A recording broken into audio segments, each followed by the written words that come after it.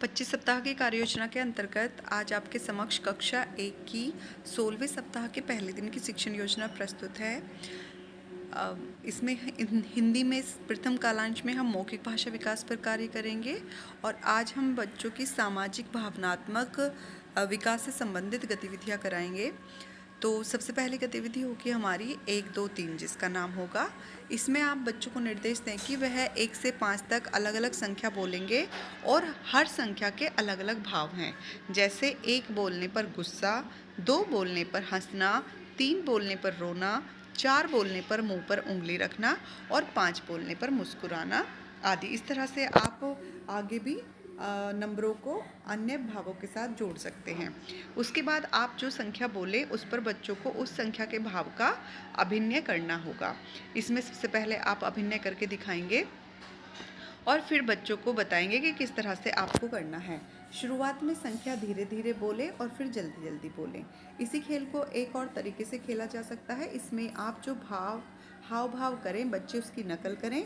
शुरू में सिर्फ चेहरे पर अलग अलग हाव भाव बदलें, फिर आवाज़ में उतार चढ़ाव लाएं और फिर अलग अलग अंदाज में एक वाक्य बोलें, जैसे गुस्से में चिल्लाकर, प्यार से फुसफुसाते हुए आदि।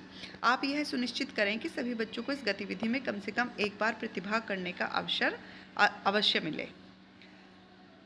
दूसरी है खेल गतिविधि हमारी, जिसका नाम होगा झोले की वस्तुएं। इसमें आप एक झोला लेंगे और जो भी आपके कक्ष में सामग्री उपलब्ध है उसको उस थैले में रखेंगे।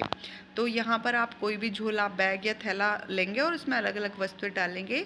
ये आसपास कक्षा में या घर में उपलब्ध हो सकती हैं, जैसे गिलास, pen, mobile, duster, cutter, pencil, किताब, कुछ भी। तो झोले से अधिक अलग अलग वस्तुओं को रखने का प्रयास करें। यही नहीं कि आपने एक ही तरह की कई सारी वस्तुएं, मतलब एक ही वस्तु के कई रूप रख लिए या एक वस्तु को कई बार रख लिया, संख्याओं में अधिक रख लिया। तो ऐसा ना करें, अलग अलग वस्तुएं रखें। अब एक एक बच्चे को बुलाएं और उनसे झोले में से एक वस्तु निकालने के लिए आप कहेंगे।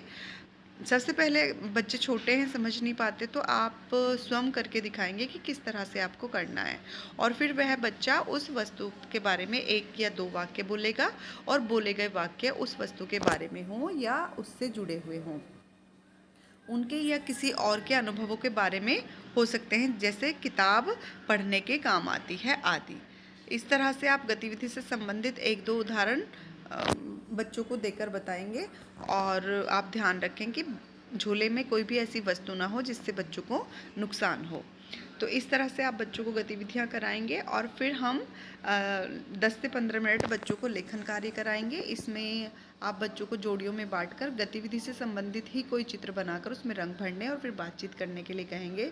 जब बच्चे चित्र बना लें तो उनके चित्र बच्चों का कोना में आप लगा देंगे।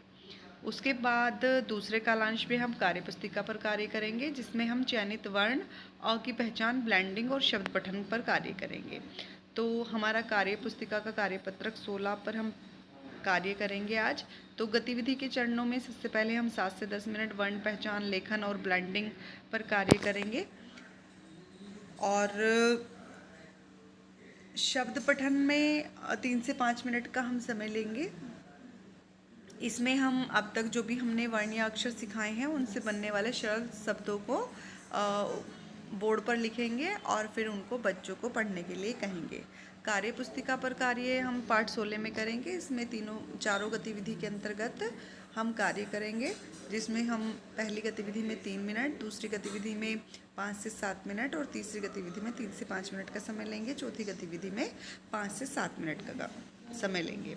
तीसरे कालांश में हम पठन पर कार्य करेंगे और जो हमारे अतिरिक्त सहायता वाले बच्चे हैं उन पर विशेष ध्यान देते हुए उनके रेमेडियल जो कार्य है उसको करेंगे। तो यहाँ पर हम पठन अभ्यास हम 3 लेंगे, जिसका आगे वर्णन किया जाएगा कि वो क्या है, किस तरह से आप करेंगे। तो ये हमारी 15 से 17 मिनट का समय लेंगे और हमारी जो संदर्शिका है उसके पेज नंबर 129 पर दिया गया है। इसमें हम वाक्यों को बोर्ड पर लिखेंगे, जो भी इसमें वाक्य या वाक्यांश या शब्द हैं। फिर उंगली रखकर वाक्यांशों को पढ़ेंगे। पठन अभ्यास के दौरान कुछ शब्दों पर रुककर बातचीत करें, जैसे इन शब्दों जैसे चादर, बादल आदि को उन्होंने सबसे ज़्यादा कहाँ सुना है, कब सुना है। जैसे बच्चे बताएंगे कि जब बारिश होती है तो बादल होते हैं, या फिर बेड पर जो चादर बिछाई जाती है, बेडशीट होती है, उसको चादर बोलते हैं। इस तरह से बच्चे अपने अनुभव बताएंगे। आप बच्चों को 4-5 के उपसमूहों में बांटें और हर समूह को नोटबुक या फिर कागज़ में इन वाक्यांशों या वाक्यों को लिख कर दें और इसकी तैयारी आप पहले से करके रखें। प्रत्येक समूह को निर्देश दें कि समूह के सारे बच्चे इन वाक्यांशों या वाक्यों को बारी बारी से पढ़ेंगे। इसके बाद आप बच्चों से लिखे वाक्यों को सामूहिक रूप से पढ़ने को कहें। बच्चों के पठन अभ्यास के दौरान आप कक्षा में घूम घूम कर अवलोकन करें और आवश्यकता अनुसार उनकी सहायता करें। उसके बाद 17 से 20 मिनट हम रेमेडियल कार्य कराएंगे। पिछले सप्ताह के आकलन के आधार पर हम बच्चों को रेमेडियल कार्य करवाएं। इसके लिए बच्चों के स्तर के अनुसार आप उन्हें वर्ण, अक्षर, शब्द स्तर की गतिविधियां कराएंगे और वर्ण या मात्रा कार्ड का भी उपयोग आप कर सकते हैं।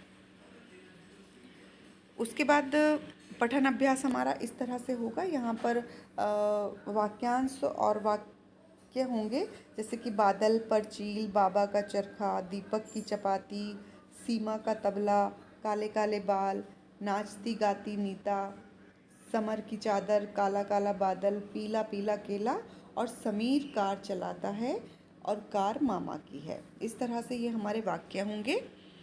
अब बात करते हैं कार्यपुस्तिका के कार्यपत्रक की। तो यहाँ पर हमारा जो गतिविधि 1 है उसमें है चित्रों को पहचान कर उनके नाम की पहली ध्वनि अपने साथी को बताएंगे।